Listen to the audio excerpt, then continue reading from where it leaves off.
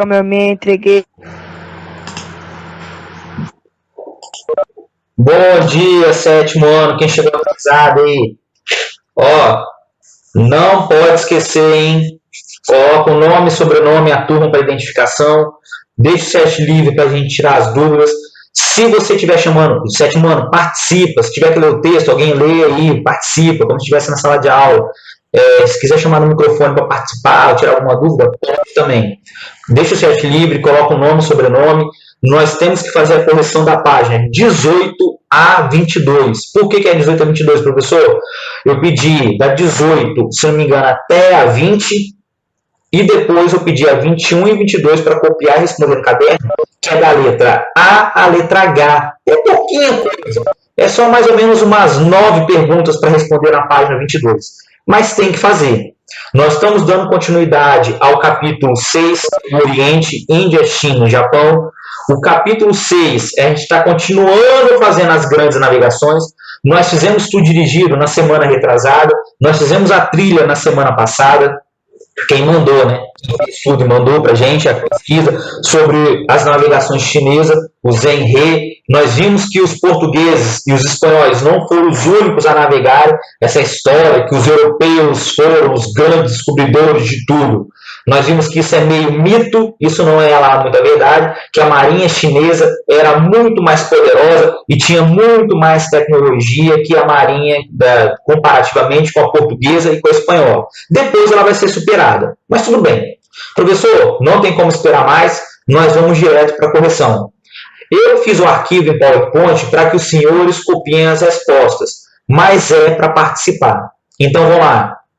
Página 18 é uma análise iconográfica. Por quê? Você tinha que analisar a imagem que está aqui, as duas imagens. Então vamos lá.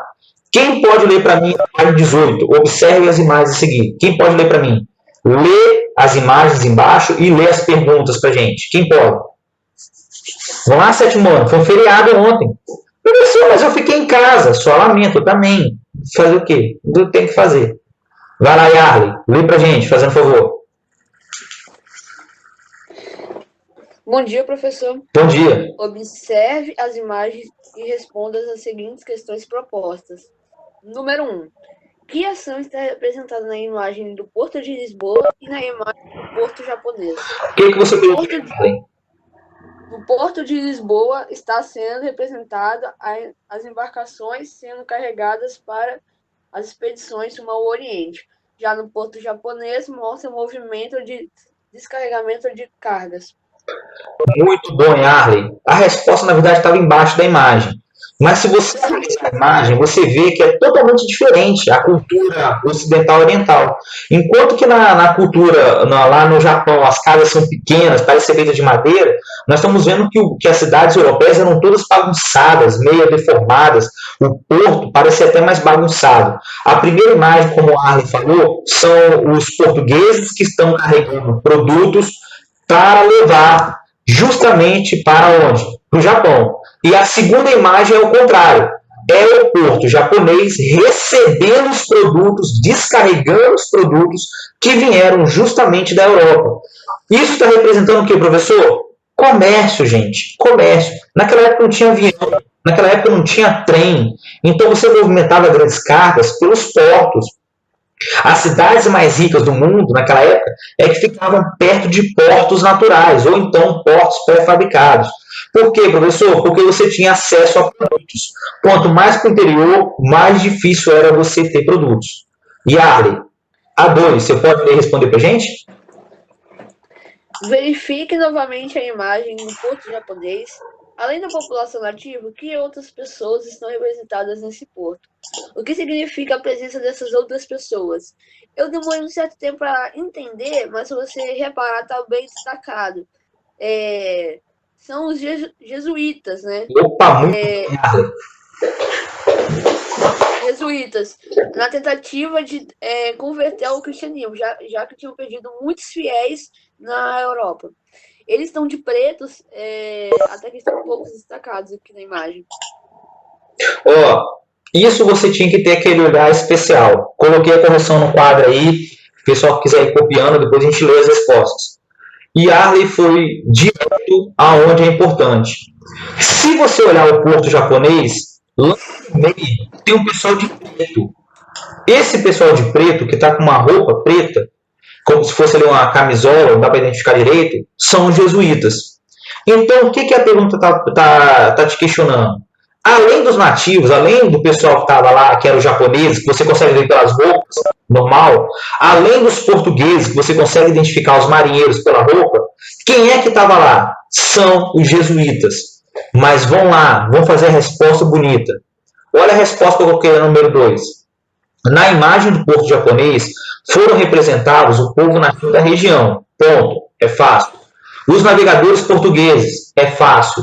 E os religiosos, que eram jesuítas em missão de catequese no Oriente, representando a contra-reforma da Igreja Católica, devido à perda de fiéis na Europa, após a Reforma Protestante.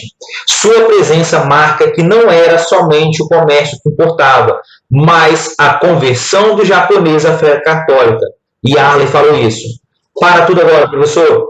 Então você tinha que lembrar da matéria lá da Reforma contra a Reforma, da apostila anterior, o último capítulo? Sim, gente, tem que lembrar. Junto com o comércio, lembra, quem é que tinha interesse nas grandes navegações? Era o rei que queria territórios e riquezas, era a Igreja Católica que perdeu fiéis e era a burguesia que queria fazer comércio para enriquecer. Professor, então quem é que ia dentro das naus e caravelas? Além dos navegadores portugueses e espanhóis, Portugal e Espanha era católico. Então, o que se fazia? O Papa exigia que fosse dentro um missionário. Geralmente era quem? Os jesuítas, chamados soldados de Cristo. Os jesuítas tinham a missão de converter a população local ao catolicismo, porque lá na Europa, Martinho Lutero fez a reforma e dividiu a Europa em dois. A metade ficou Igreja Católica Apostólica Romana e a outra metade virou Igreja Protestante. Nós já vimos isso, foi Martinho Lutero. Então, toda viagem ia junto com soldados portugueses e espanhóis, ia navegadores portugueses e espanhóis, ia escrivãos portugueses e espanhóis, ia também quem? Missionários da Igreja Católica, para converter a missão deles, converter a missão nativa a igreja, ao catolicismo, para diminuir a perda de fiéis lá na Europa. Gente, não deu para colocar tudo, mas se você tem mais fiéis, você tem mais dízimo. Se você tem mais dízimo, a Igreja Católica fica satisfeita porque ela também tem mais dinheiro. Entendeu a ideia? Uma coisa liga na outra. Vamos lá tirar as dúvidas agora. O pessoal está com vergonha. Ah, Daniel, esquenta não. Eu tô entendendo. Depois eu aviso quem está fazendo a chamada, se está com o nome do Enzo. Esquenta não. O Alberto, as cargas eram transportadas somente pelos navios? Sim. Por terra também, Alberto. Só que por terra era muito difícil.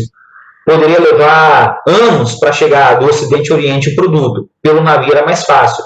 E a cidade que tinha portos naturais era mais fácil ainda. Ok? Deixa eu ver. A Esther colocou aqui embaixo.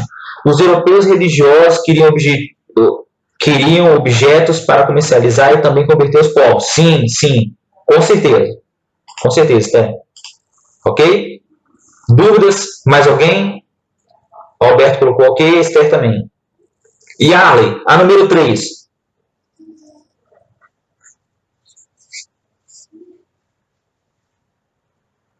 A número 3.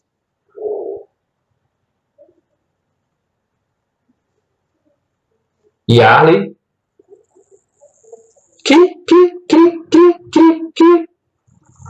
Eu acho que ele saiu do frente do computador.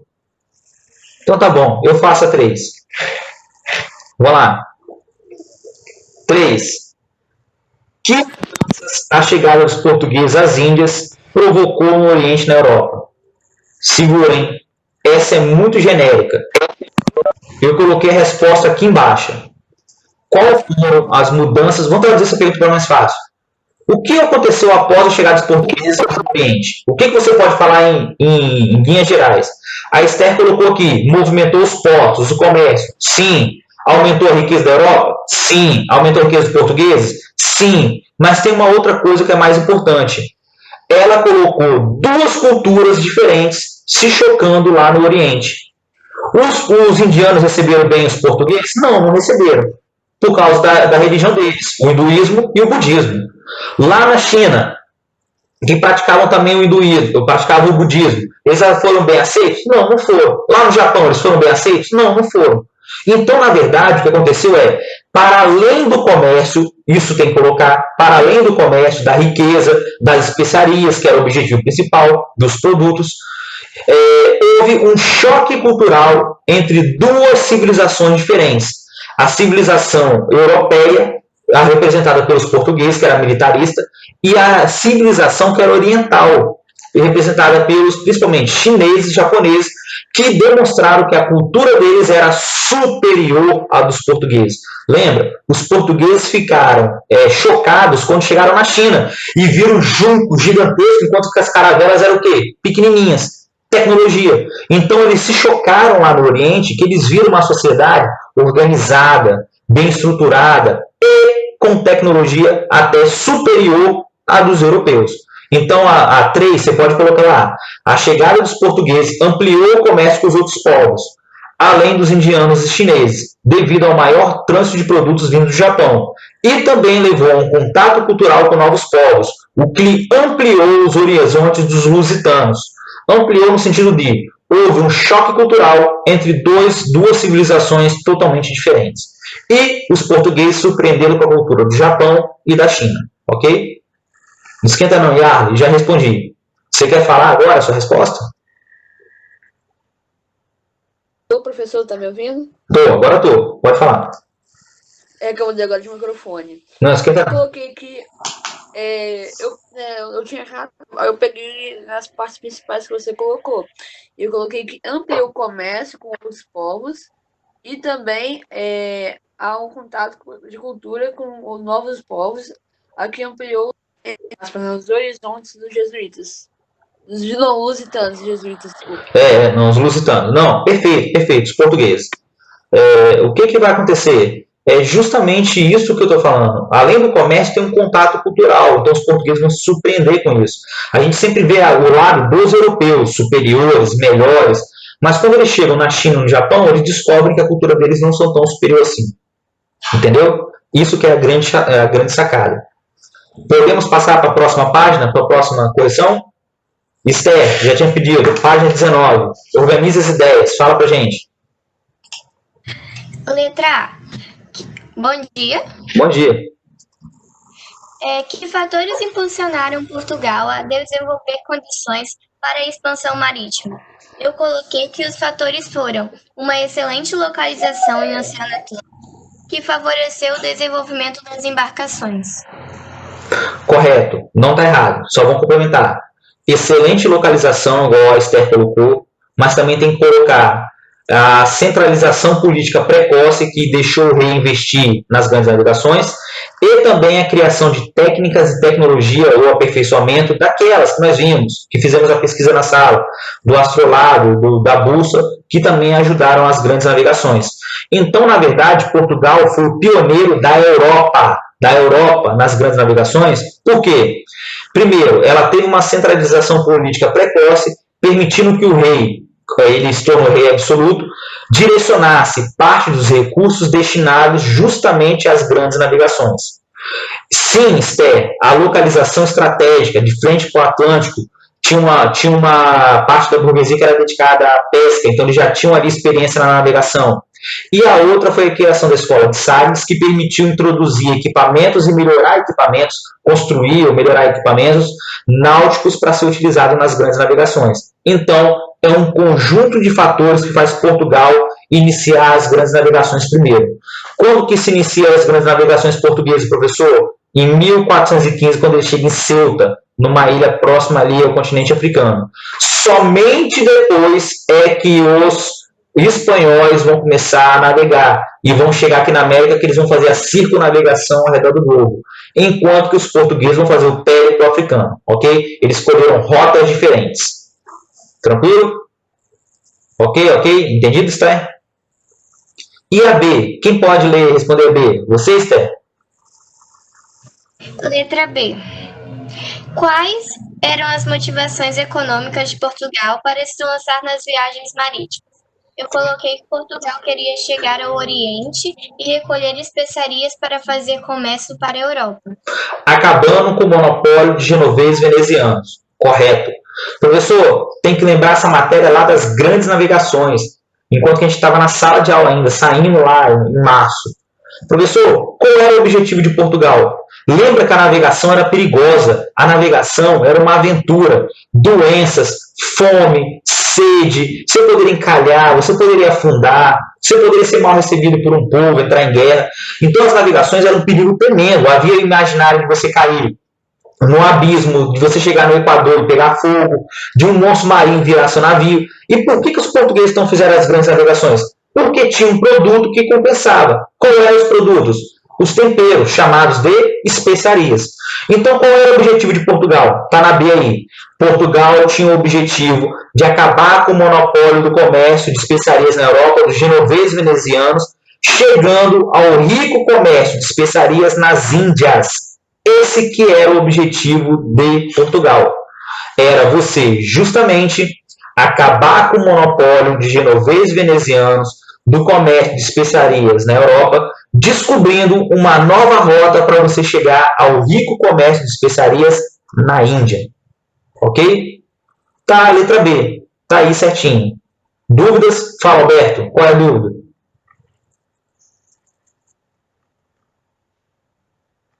Alguém está com dúvida? Podemos passar? Vai lá, Esther. C, então. De que maneira a prática mercantilista contribuiu para a expansão marítima na Idade Moderna? Eu coloquei que a prática mercantilista previa que a exportação de produtos deveria ser maior do que a da importação. Correto, você colocou uma delas. Boa. A gente só vai complementar. O que é o mercantilismo, professor? Nós vimos lá na formação dos reinos absolutistas. Metalismo, acúmulo de metais preciosos, balança comercial favorável, que a Esther citou, que era exportar mais, importar menos, proteção alfandegária, aumentar os impostos de produtos estrangeiros e monopólio comercial, que era a descoberta de novos territórios que pertenceria ao rei para explorar. Professor, quais dessas você pode apontar nas grandes navegações? Responde então pra gente. Quais dessas 4 você pode apontar nas grandes navegações? Fala pra gente. Então, eu coloquei que uma das características do mercantilismo é o monopólio do comércio, no qual o reino obtinha exclusivamente para comercializar produtos com território conquistado, e também o proteccionismo alfandegário, no qual produtos vindo exportados recebiam impostos, taxas de imposto. Correto. Então vamos lá, Yarley. Só o protecionismo alfandegário que não entra muito bem aí. O que nós podemos falar das grandes navegações? Gente, se as grandes navegações de Portugal era para chegar nas Índias, era para lucrar, correto? Não era lucro? Não era conseguir mais riqueza? Então, a primeira que você tem que colocar aí é o metalismo. Que Portugal, seguindo a ideia do mercantilismo de acumular moedas de ouro, buscou comercializar mais especiarias. Então, tem que colocar o metalismo. Além do metalismo, tem que colocar a balança comercial favorável. Por quê? Você só consegue mais moedas de ouro se você conseguir exportar mais temperos e importar menos produtos. Traduzindo, você vender mais produtos e você comprar menos. E o último é o monopólio comercial. Por quê? Além de Portugal buscar moedas de ouro para acumular vindo da balança comercial, Portugal acabou descobrindo novos territórios para explorar. Não só os portugueses, os espanhóis também fizeram isso. Os espanhóis descobriram a América. Os portugueses chegaram no Brasil. Então, imediatamente também, junto com o metalismo e junto com a balança comercial favorável, você tem que colocar aqui, nas grandes navegações, os portugueses e espanhóis descobriram novos territórios e passaram a explorá-los. Ou seja, pertencer a um rei. Professor, por que você não colocou o último, que é o protecionismo alfandegário? Porque isso vai entrar um pouquinho mais depois, essa coisa de você proteger com os impostos seus produtos. Então, vamos lá. Olha lá embaixo a resposta. O mercantilismo estimulou as navegações, pois pregava que uma nação somente seria rica se acumulasse muitas moedas de ouro, metalismo, vindo do comércio com os países, de especiarias. A busca de novos territórios para colonizar o monopólio comercial. Possuir uma balança comercial favorável, ou seja, importar menos e exportar mais. Ok? Vamos tirar as dúvidas aqui agora. Não, olha só, você só colocou mercantilismo, mas você tinha que colocar as características do mercantilismo, que tem a ver com as grandes navegações. Não é só citar o mercantilismo, entendeu? Ok? Não pode esquecer isso. Ó, na minha resposta, eu vi que eu errei um negócio aqui escrevendo, hein? Ó, isso aqui está errado. Aqui embaixo, ó, aqui embaixo o correto é exportar.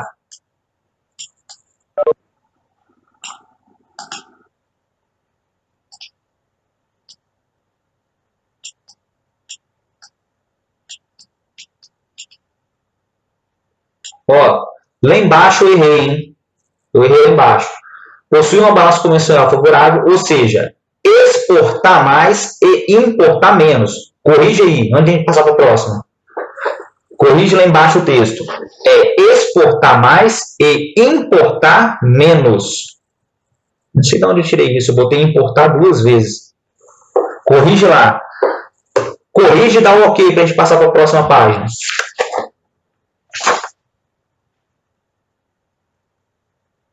Deixa o pessoal copiar e responder, corrigir essa.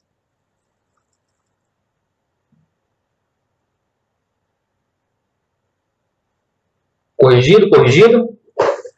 Já copiaram?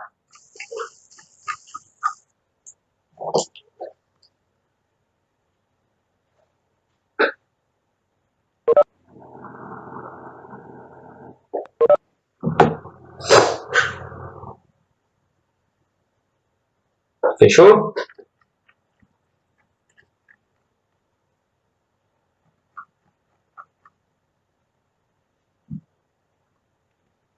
Página 20, então, agora. Correção da página 20.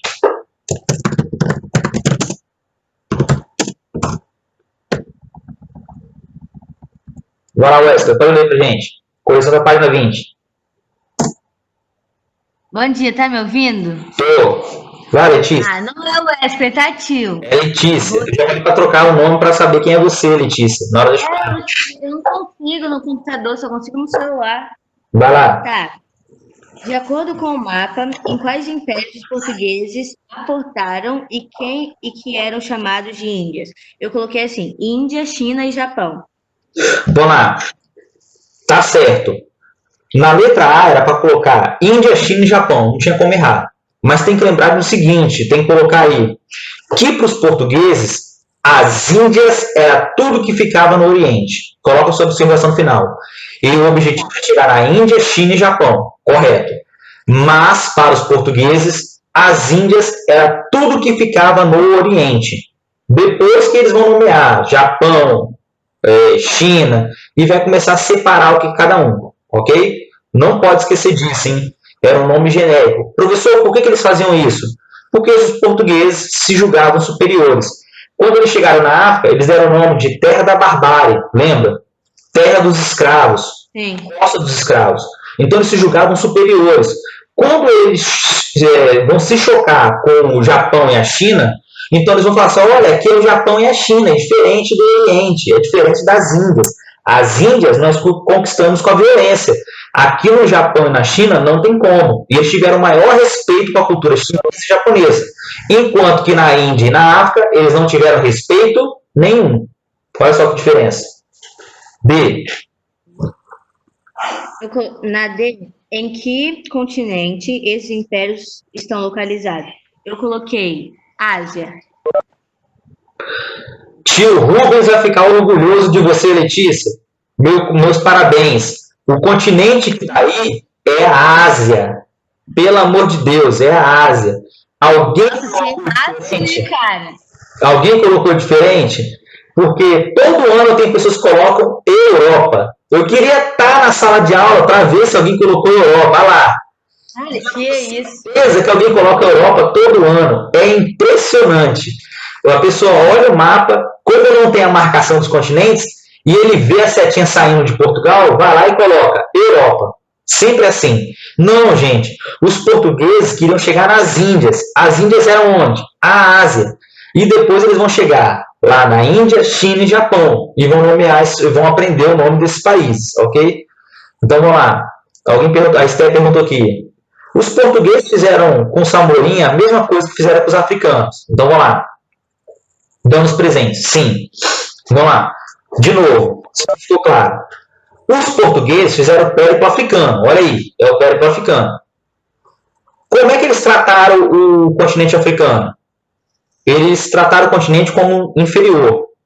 Transformaram a escravidão cultural em uma escravidão que era comercial, lembra? Eles queriam explorar os povos, desorganizar a sociedade, passaram a trocar pólvora, arma, aguardente e outras coisas por escravizados. Eles não tiveram respeito com a cultura africana. Quando eles chegaram na Índia, eles viram que aquela cultura também era inferior a deles. Por quê? Armas de fogo. A mesma coisa, na África não tinha armas de fogo, nem na Índia. Então, quando eles chegaram lá, eles viram que a marinha indiana não era poderosa. Então, o que eles fizeram? Utilizaram a violência de novo. O mesmo tratamento que eles deram na África, eles deram aonde? Na Índia. Mas quando eles chegaram na China, eles tiveram que utilizar a diplomacia. Porque a marinha chinesa, os juncos, eram muito mais fortes e poderosos. Quando eles chegaram no Japão, eles viram a sociedade também muito organizada. Então, eles tiveram maior cuidado. Então, vamos lá. Eles utilizaram a violência contra a Índia e a África e utilizaram a diplomacia com a China e com o Japão. Porque lá eles viram que a cultura era superior aos europeus. Ok, Esther? Tranquilo? Tirou a dúvida? Sim ou não? Para a gente continuar. Ok? Letícia. C. Descreva o percurso realizado por Vasco da Gama. Eu coloquei assim. Saiu de Lisboa, em Portugal, atravessou o périplo africano, fazendo comércio no litoral da África. De lá foram rumo às Índias, chegando em 1498 a Calicut. Lá eles fizeram suas feitorias e partiram para a China. Em 1513 chegaram à China, fizeram suas feitorias, não tão esperado quanto foram, mas fizeram. E logo depois partiram para o Japão, que chegaram lá em 1543. Um pequeno detalhe, Letícia. Perfeito, você não errou. Só que a fila só vai até a Índia. Você foi até o Japão. Mas tá beleza, não tem problema. O Daniel também está colocando aqui para mim. Contornou o périplo africano até chegar às Índias. Tá, mas espera aí. Olha a resposta lá. Tem que escrever o mapa. Se eu fosse fazer a navegação portuguesa completa, ia dar muito trabalho, ia ficar muito grande. Por quê? Os portugueses saíram de Lisboa e conquistaram primeiro em 1415 Ceuta, uma ilhazinha que fica ali ó, no norte da África. Depois eles foram para os Açores e eles desceram em direção ao périplo africano. Quem não colocou isso errou a resposta. Se tivesse na prova, tinha que saber. Para onde os portugueses, qual foi a rota que os portugueses escolheram? O périplo africano. Professor, e Cristóvão Colombo? Eu faço confusão. Cristóvão Colombo fez a circunnavegação ao redor do globo. Na cabeça de Cristóvão Colombo, se ele navegasse ao redor do Oceano Atlântico, ele chegaria nas Índias. Ele ia dar a volta ao mundo.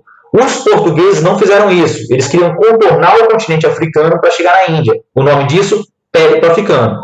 Eles navegaram colado na costa africana, olha a linha. Eles navegaram a oeste do Atlântico, do continente africano, bem próximo da África. Professor, demorou 73 anos. Por quê? Porque eles faziam feitorias. Eles iam navegando, parando e reabastecendo, e levando os produtos para vender na Europa. Então foi demorando muito.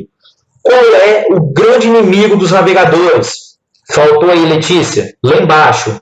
É o Cabo das Tormentas, ou Cabo da Boa Esperança. O Cabo das Tormentas, que agora é chamado de Cabo da Boa Esperança, foi o grande inimigo dos navegadores. Muitos não conseguiam atravessar.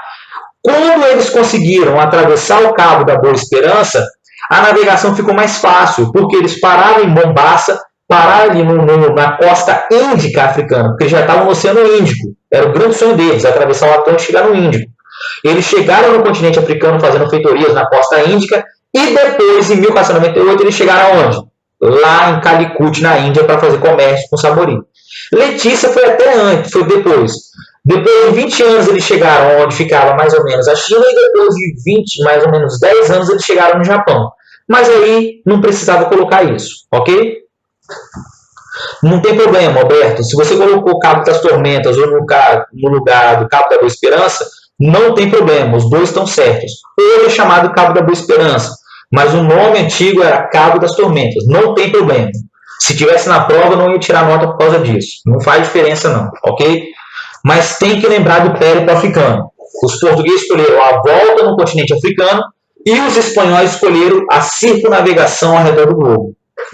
Os espanhóis chegaram aqui na América primeiro, que chegaram nas Antilhas ali, e os portugueses foram os primeiros a chegar na Índia. É esquisito, mas é que a gente aprende ao contrário. Os espanhóis chegaram na América em 1492 e os portugueses foram os primeiros a chegar na Índia, por outra rota que não era a rota dos genoveses venezianos. Tranquilo? Podemos passar? Página 21, tem um texto para ler. Quem é que pode ler para a gente que não foi ainda?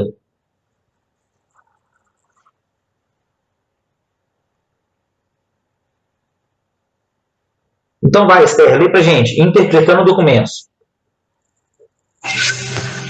Leia o texto a seguir que descreve as condições de viagem dos marinheiros participantes da expedição de Vasco da Gama. Pensando nos obstáculos que precisariam ser vencidos para desbravar os mares, nenhum supera as agruras do cotidiano a bordo.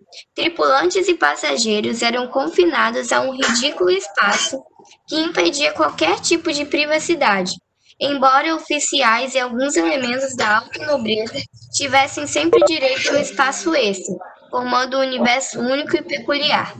Os hábitos de higiene eram precários. Proliferavam pelos corpos os insetos parasitas, pulgas, percevejos e piolhos. O mau cheiro se acumulava, tornando-se em pouco tempo insuportável, ao que muitos vinham adoecendo do estômago com fortes enjoos. Alguém vai almoçar aí? Maravilhoso, vocês vão lembrar de mim. Professor, como é que o pessoal ia fazer suas necessidades básicas dentro do navio? Só tinha dois jeitos. Ou você fazia no baldinho para jogar no mar, ou então, se você fosse marinheiro e não tivesse lugar nenhum para dormir, você tinha que chegar lá na beirinha do navio, colocar o popozinho para fora e ter que fazer suas necessidades lá, com todo mundo olhando. Por que você está falando isso, professor? Além de matar a curiosidade, era o seguinte, era horrível os navios. Lá no navio tinha pulga, percevejo, tinha rato, tinha barata. A comida apodrecia muito rápido. A água, o pessoal ia bebendo aquela água no tonel. Imagina, colocando a saliva. A água ia ficando com cheiro horrível, podre. As frutas apodreciam rapidinho. Então você ficava com falta de vitamina C. Aí vinha aquela doença chamada escorbuto. A gengiva apodrecia, ia estourando, ia ficando podre, seu dente ia caindo, ia dando infecção generalizada. Era coisa maravilhosa você morrer disso. Dias e dias sofrendo, semanas. A comida era uma bolacha de água e sal requentada que para amolecer você tinha que botar a água do mar, a água salgada, porque você batia era capaz de quebrar a madeira, porque tinha que durar, era um alimento que durava. Professor, por que você está falando isso? As naus, lembra? Comparado aos juncos, as naus portuguesas eram pequenas. Então, quem tinha uma cabine separada? Era o chefe da expedição. Era tipo Vasco da Gama. Ou então, se fosse um nobre que estivesse lá transportando. Ou então, de repente, um padre ou um bispo estivesse lá dentro, ia ter uma cabinezinha separada. Mas era minúscula, era horrível.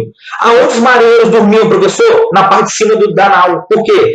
Mesmo tomando sol, lá de cima era menos quente do que embaixo, porque embaixo era como se fosse uma panela de pressão.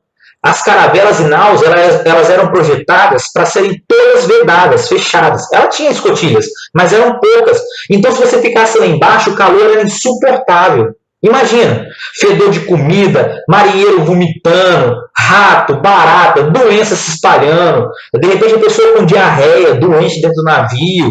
Olha só que doideira era as grandes navegações. Isso tudo você não podia falar, olha, quero voltar, eu vou voltar aqui, vou nadar, vou voltar. Não, você estava no meio do oceano. Era horrível. As condições eram horríveis dos navegadores. É aí que não bate a história.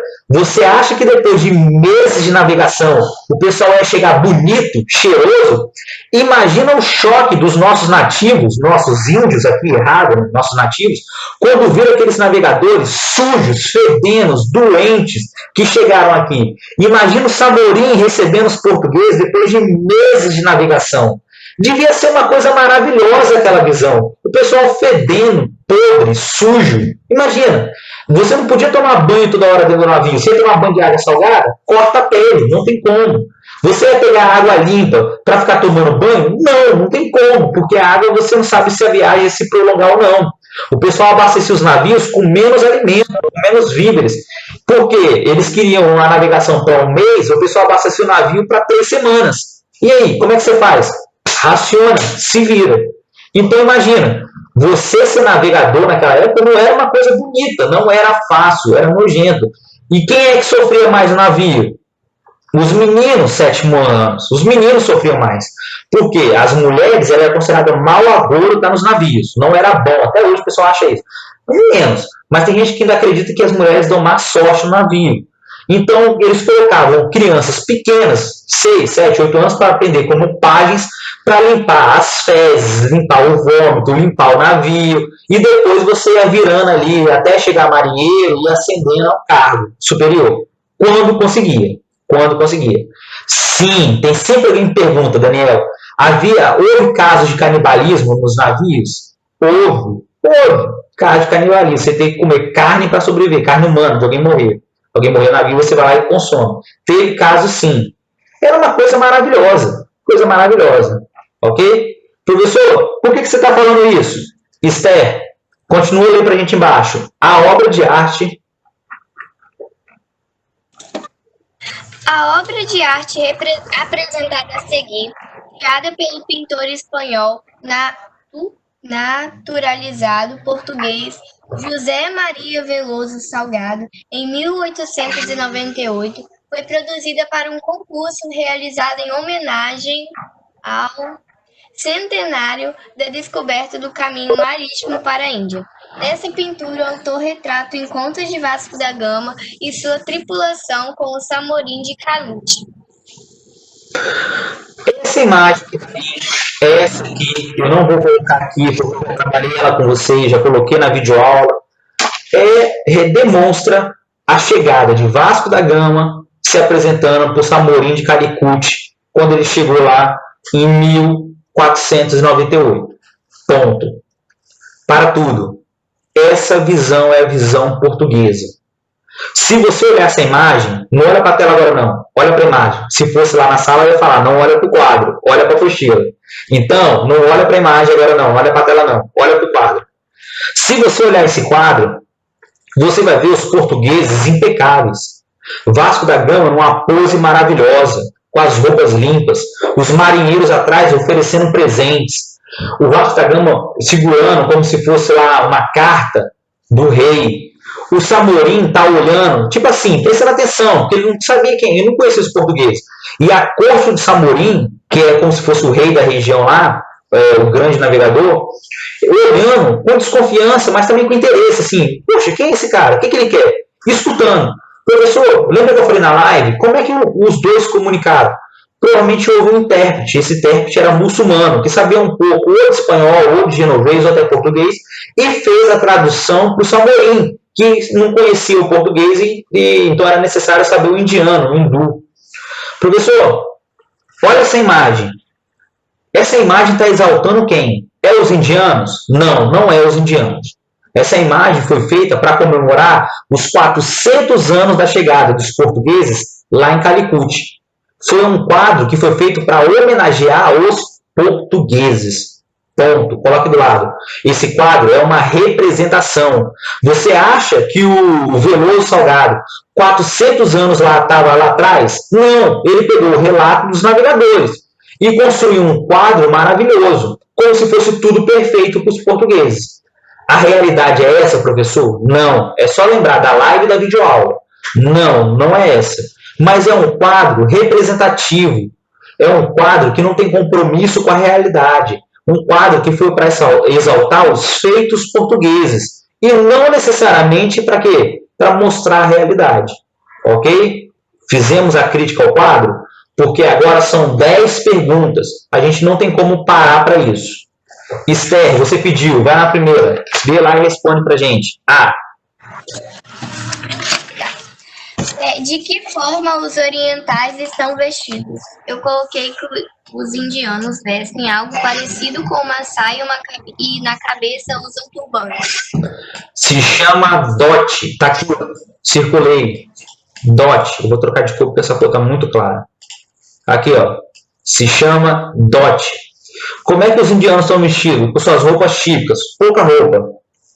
Turbante, joias e adornos e uma saia. Como se fosse uma saia. Isso era a roupa dos indianos. Não dos muçulmanos, dos indianos muçulmanos. Dos indianos que eram hindus, que acreditavam no hinduísmo ou no budismo. Professor, então era o dote. Era como se fosse uma saia que eles colocavam, turbante e muitos adornos com pedras preciosas e ouro. É só olhar aí. Até o pessoal que está na comitiva está usando usando ouro. Então quer dizer que era uma coisa comum demonstrar poder na cultura deles através da riqueza, do ouro. Ok? E Arley, B. Quem quiser então, professor, você... no chat que eu vou passando. Ok? E Arley. Então foi. A pergunta foi: e os portugueses, como estão vestidos? Eu coloquei, né? Quem é o centro dessa obra? É o Vasco da Gama, querendo ou não. E eu coloquei que o Vasco da Gama está com uma pena. Eu ia colocar chapéu, né? Mas eu acho que ia ficar muito na atualidade. Né? Mas, aí eu coloquei só com uma pena na cabeça, um cordão, uma espécie de cordão e uma cinta em seu quadril. Os demais já tinham chapéus, capacetes, armas e armaduras.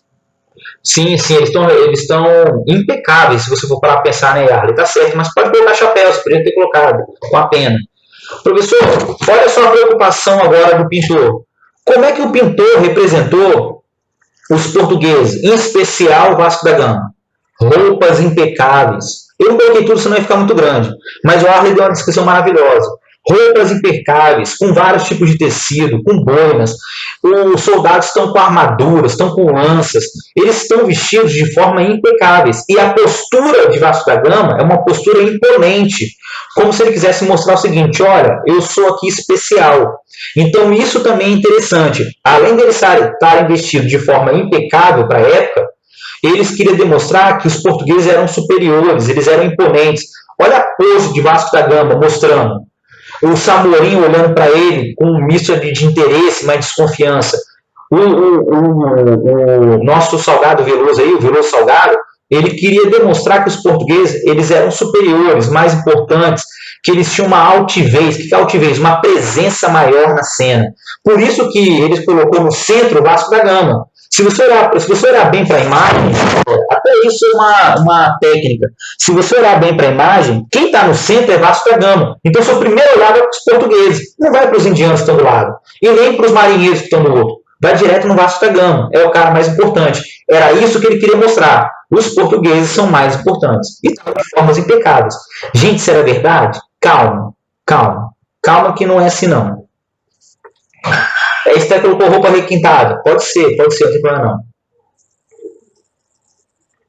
Ok, Daniel, letra C. Lê e responde pra gente. C.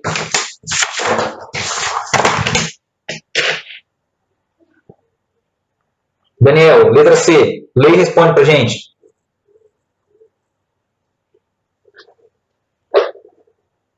Não estou escutando barulho nenhum. Vai. Ah, tá. Tá bom. Então vai, Esther. Letra C.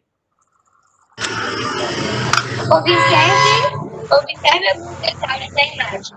O que Vasco da Gama está segurando?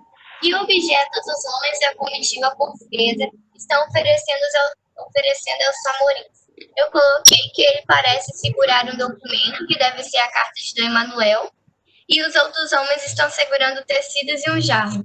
Correto. Tem um quadro também atrás, Esther, se você olhar. Eu não sei se é um quadro de Nossa Senhora ou é um quadro de Dom Manuel. Tem gente que fala que é um quadro da Igreja Católica. Professor, por que o Vasco da Gama está no centro? Então vamos lá. Ele chegou para se comunicar com o Samorim, correto? O que ele está oferecendo ao Samorim?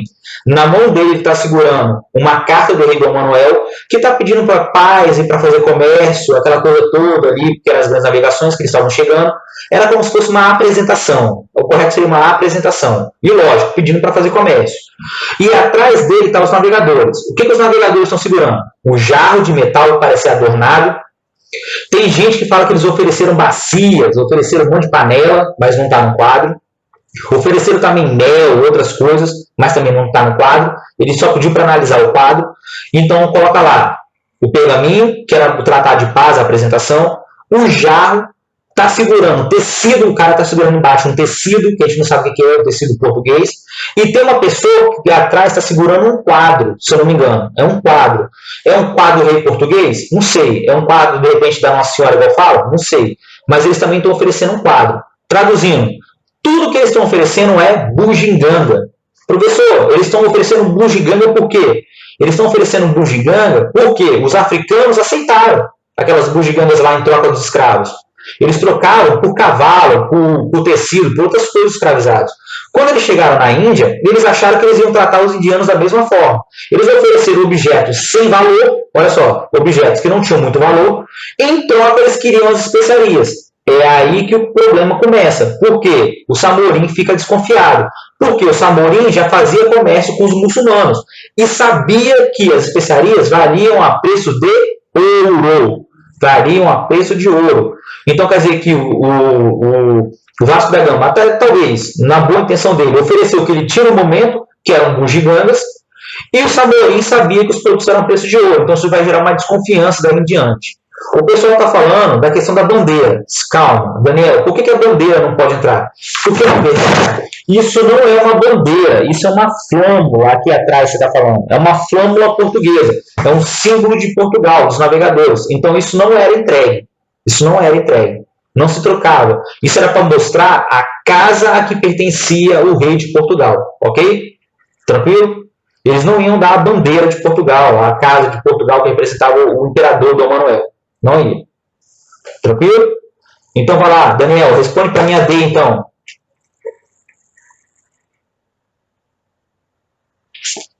Letra D.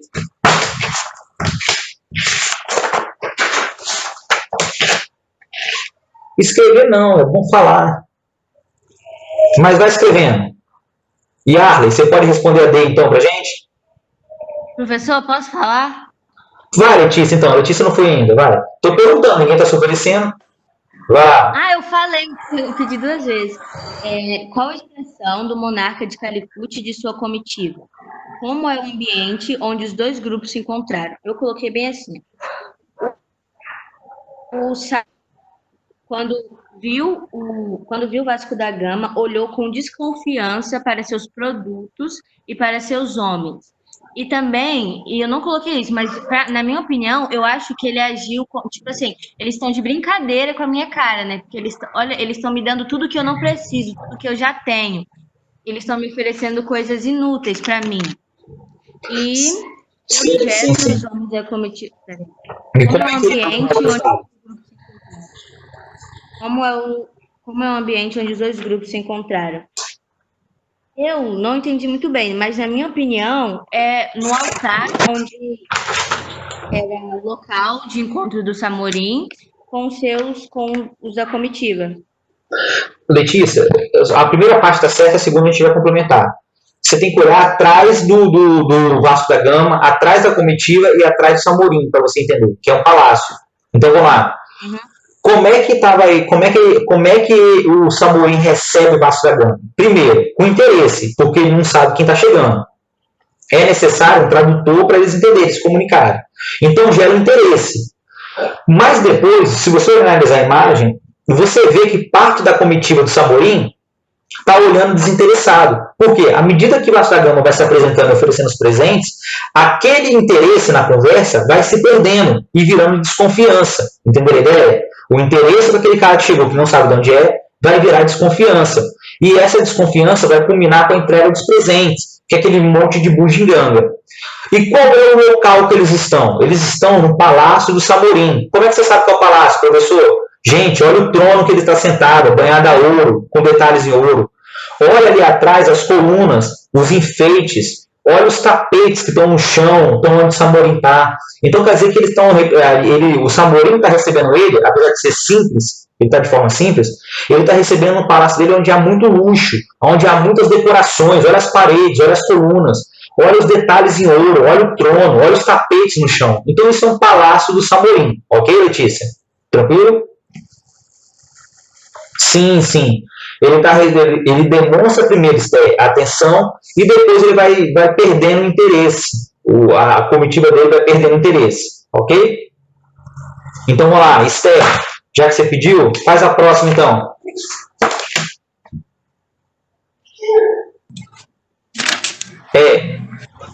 De acordo com a citação do livro Por Mares Navegantes Navegados, é possível acreditar que a imagem reproduz exatamente as condições dos navegadores portugueses quando chegaram a Calute? Justifique sua resposta.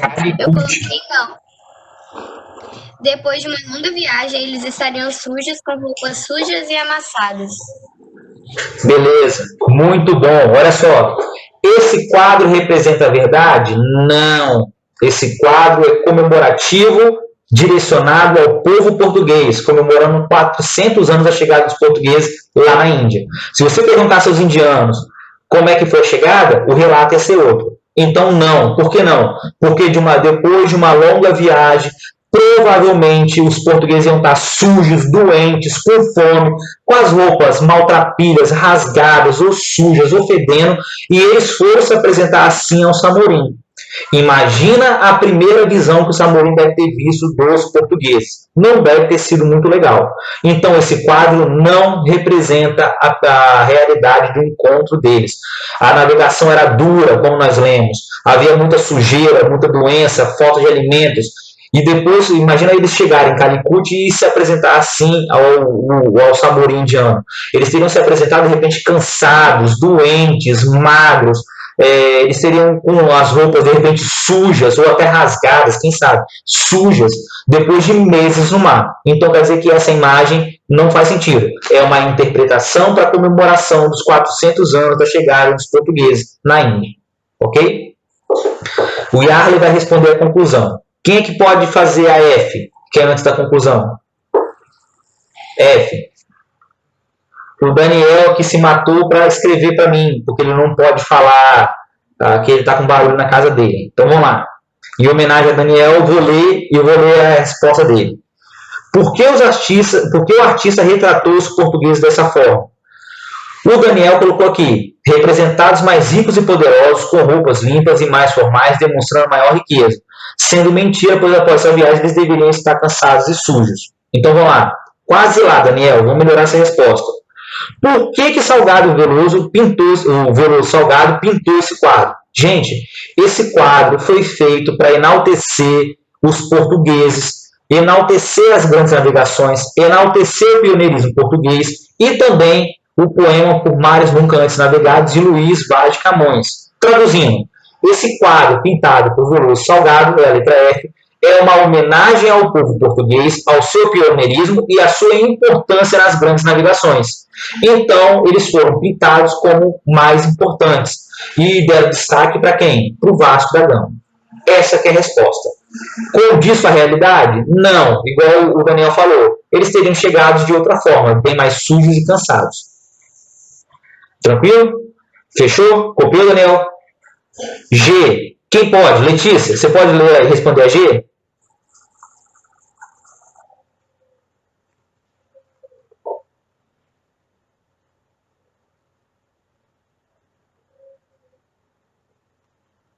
Então vai, Esther. G. O navegador português Vasco da Gama, quando perguntado sobre o que buscava no Oriente, teria respondido cristãos e especiarias. Quais eram os objetivos de Vasco da Gama no Oriente? Eu coloquei que Vasco da Gama queria converter os povos aos cristianismos e levavam especiarias para comercializar. Muito bom. Gente, a resposta lá. Se ele respondeu especiarias e cristãos, qual era o objetivo, então, do nosso amigo Vasco da Gama? Ele era, sim, descobrir uma rota e fazer comércio de especiarias para enriquecer a burguesia, o rei, mas, ao mesmo tempo, ele queria também levar a fé católica com os jesuítas para converter as populações nativas. Ele teve sucesso? Não, não teve. Nem na Índia, nem na China, nem no Japão. O cristianismo não foi bem aceito. Os hinduístas e budistas não aceitaram. O pessoal que era praticante também do budismo na China não aceitou. No Japão, muito menos. Então, quer dizer que era, além de levar comércio e riqueza, comercializar produtos, os portugueses queriam converter os povos nativos aonde eles chegavam.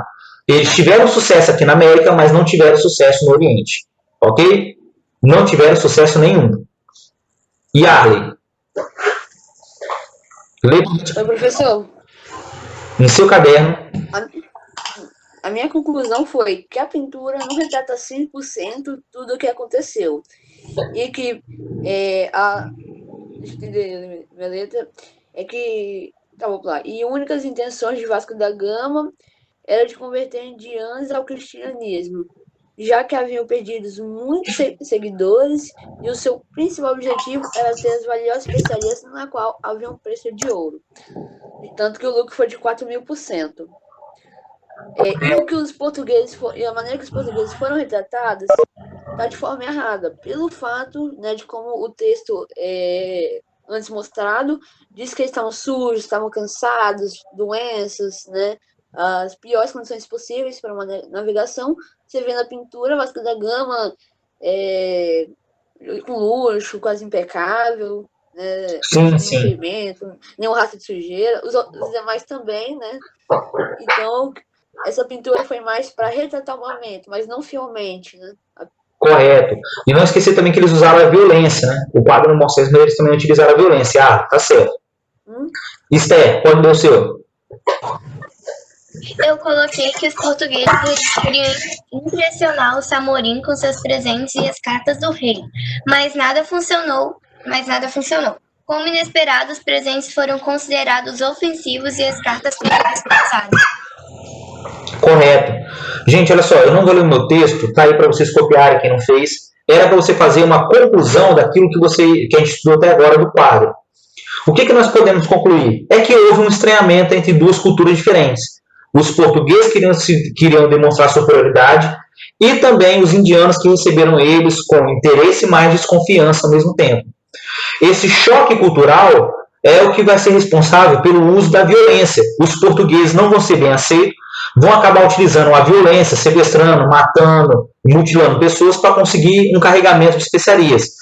Esse carregamento vai voltar para Portugal, vai dar um lucro de 4.000%, e depois o rei Dom Manuel vai organizar expedições militares para conquistar o litoral indiano, e formando as feitorias.